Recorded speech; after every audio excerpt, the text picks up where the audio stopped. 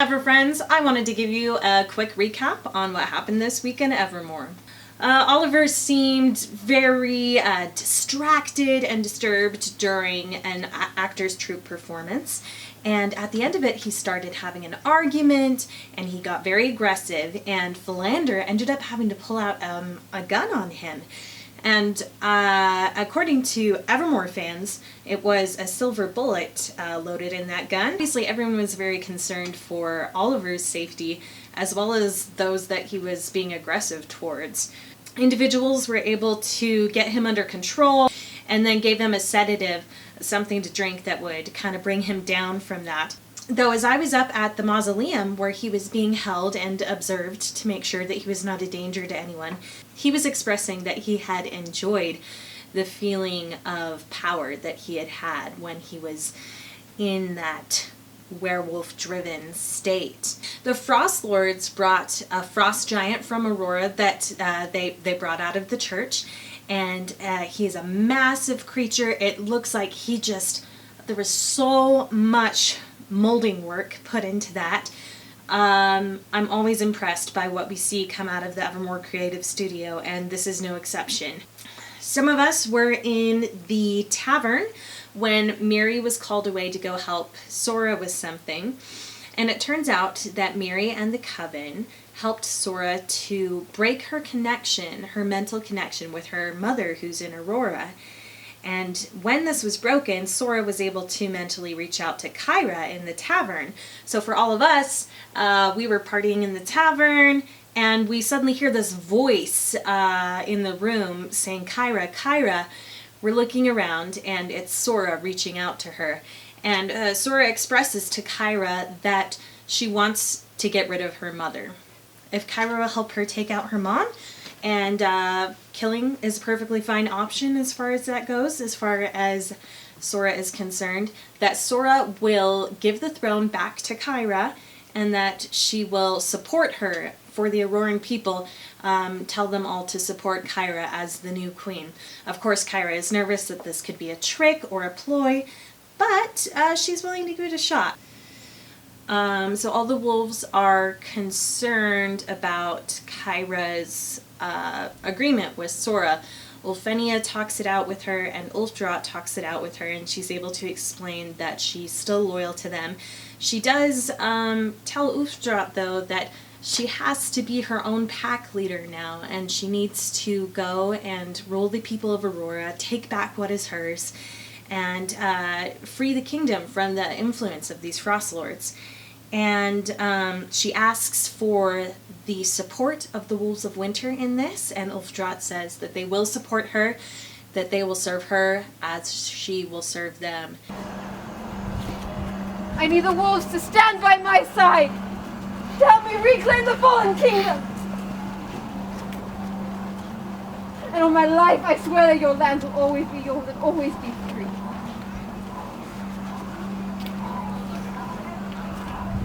And the Ulfinventari will stand with you, Kyrah. Will serve the new queen of Aurora, and she will serve the Ulfinventari. On my life, I pledge.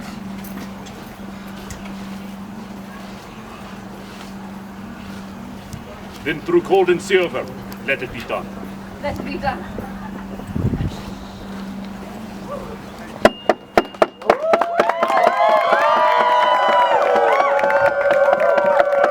Very exciting. There's been 4 weeks of trials for the Wolves of Winter, for those that wanted to join their group. These were anything from, being a scout, looking around for different symbols around the park, to showing how good your memory was, remembering objects that were shown you only for a brief time, and then you had to name 10 of them.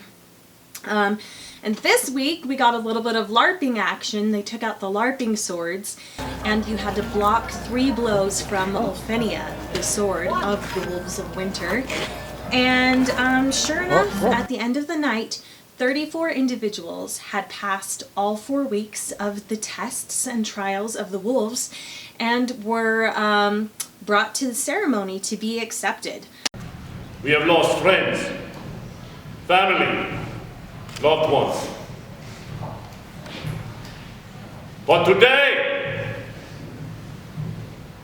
the wolves of winter gain new family.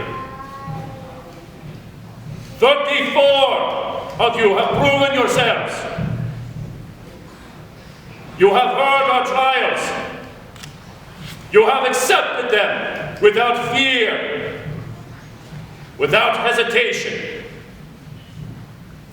You 34 are victorious. One by one, each person walked down the aisle and they were to look into the eyes of each wolf of winter, and each wolf of winter individually accepted those who were becoming a wolf of winter. And then at the end of this gauntlet, Ulfenia steps out and had each world walker or person announce what their name had formerly been.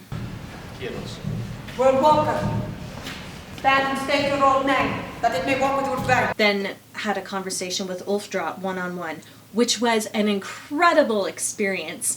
I don't think, honestly, as I was going through the wolf trials, it was more an effort of keeping my options open to join them if I wanted to. I just wasn't sure that they were a good fit for me. We're very different, my character and sort of the culture, but I have been getting closer to some of them and learning about some of the different tribes that used to exist, and that was one thing that influenced me, because I think there were people in the wolf tribe that maybe do understand me a little more. And at any rate, Ulfdrat just stares into your eyes, and in my case, I said to him, if there's only one part of my character's name is Lady Caroline Ravenwood, and I said, if there's only one part of my name that I can keep, I would prefer to keep Ravenwood. And so he named me Ravenwood, the Silent Tempest. Okay, I will take that. Very cool. He went on about how many secrets I had and how interested he was in learning the secrets. Hence the Silent Tempest. So I thought that was very interesting. But I loved hearing the names that he gave each person. Sly, the fox is cunning. Sly, the fox is cunning. Yes. I never got a name from Fae King, but so this is the first time I have been given a fairy name. I was named the Fairy of Evermore, actually. But this is the first time I've been given a new name by a group or a character, and it was a really, really cool experience. So that was really neat. Yeah, they gave us each these totems to wear. It was like a wolf paw print encased in ice. So that was really neat. And anyway, so most exciting of all is throughout this ceremony, I noticed that Jasper was very nervous, and I asked him what was going on, and he had a ring in a box in his hand. And as soon as the ceremony was over, he finally, I'm really excited about this, asked Kyrah to marry him. I am just so excited that they are finally together. Someone suggested that they should get married right in that moment, and I kind of had to agree, like, let's not mess around with this, let's just do it right now. Sadly they didn't. Well, I suppose it's good for world walkers to have warning, though, that want to be there for the wedding when it's happening. But it might happen in Aurora. We're not sure. We might miss it. Keep in mind that this week, Evermore will be open on Friday as well as Saturday. They're having a special Valentine's event on Friday. There's going to be special quests, speed dating. Also keep in mind that this weekend is the Life, the Universe, and Everything conference.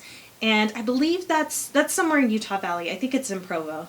But on Thursday at 3, there's going to be a sort of like essay presentation on Evermore Park. We'll explore the current draw towards experience versus products and discuss what it means to participate and co-create in art spaces during this digital age. So it's someone just talking about how the Evermore phenomenon and how it relates to this idea of theirs. But then on Friday is the really exciting lineup because at 11 a.m. Oh, this is an exciting day. I want to go to this. Shoot, I'm busy.